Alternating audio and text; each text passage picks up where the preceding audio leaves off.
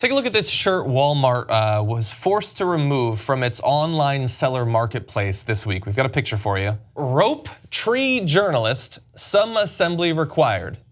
It's actually only $18.99. It's not overpriced, but it is possibly the worst t-shirt I've ever seen in my life.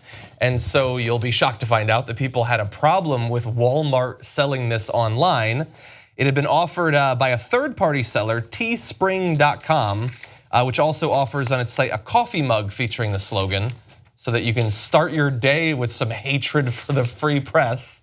And let's see, the RTDNA, this is a group of journalists who looks out for journalists' rights and all of that, asked them to take it down. They put out a statement that they were investigating at Walmart, and it did get taken down. And then the executive director of the RTDNA said, "We are grateful for Walmart's swift action, but dismayed that it and anyone else selling this shirt would offer such an offensive and inflammatory product. We live in an environment in which political and ideological discourse has deteriorated to the level where some find it appropriate to advocate violence targeting journalists merely for performing their constitutionally guaranteed duty to seek and report the truth." And we actually have a picture too, you can see this here, from back in 2016 at a Trump rally. Oddly enough that it was at a Trump rally, this guy is wearing the rope tree journalist shirt. Yeah, so actually several journalists reported seeing shirts like that at those rallies. So these shirts have been around a while. And I know the right wing and then what their reaction is. What's the big deal, man? We're just joking around about murdering journalists, right? Okay, well then let's flip it, because I know that most Republicans have deep trouble with empathy. But so if it said rope tree Trump, some assembly required, my guess is that you wouldn't think that that was a funny joke. And you'd say, oh, the Secret Service should look into that, man. How about if it said gun bullet Trump's head, some assembly required? Yeah. My guess is that you wouldn't think that was funny, and nor should you. Rope tree NRA member. How about rope tree priest? Oh my God. You think they might have a problem with that? Oh my God. Oh, what? It's just a joke. It's just a joke, right? No, and the reality is it's not much of a joke, because Trump actively attacks the press day in, day out.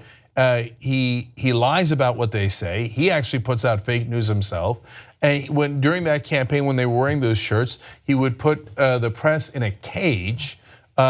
His campaign manager famously assaulted a member of the press. A Republican running for Congress in Montana body slammed a member of the press.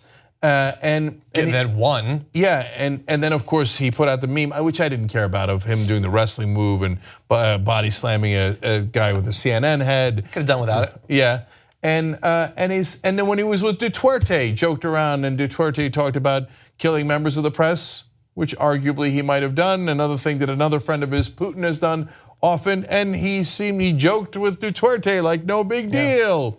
So no, it is a big deal, and it is serious, and in fact, it does happen quite often, unfortunately, here and abroad. Yeah, we have some stats for you. According to the US Press Freedom Tracker, at least 34 journalists have been physically assaulted in the US just this year, and we've still got December.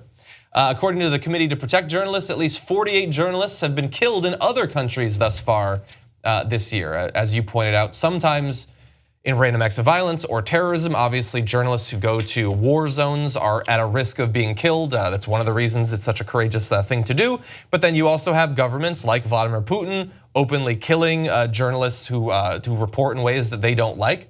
And we've had in the US, I mean, we reported a couple of years ago on the guy who, wasn't, as far as we know, a political thing, but the guy who walked onto a live shot of a live reporting and shot and killed a journalist. And then you have as you pointed out, the politician who's able to assault a journalist and then win right after that.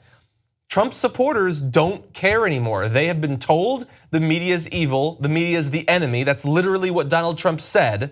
And we're supposed to pretend that doesn't matter, that doesn't then filter down to his supporters, to the state media like Sean Hannity, but also to regular conservatives. And when they assault people at their rallies, when they assault activists, possibly journalists, are we supposed to act like that doesn't have anything to do with Donald Trump and him giving the highest possible level support for those sorts of actions?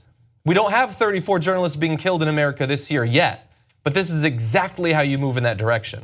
Yeah, that's what I want to end on, John. It's, if we let them, you think these guys wouldn't do that assembly? So the reason that you resist and you fight back and you call this out is because if you let them keep wearing these brown shirts around. One day they're going to take action on it, and then if it becomes normal, they're going to do it again and again, and they're going to do it worse and worse because ideologically they don't mind violence. No. And it is a scary, undemocratic impulse. And yes, we should fight it tooth and nail. You just watched the video by the Young Turks, the home of the revolution. If you'd like to get the full show, come join us and become a member. tytnetwork.com/join.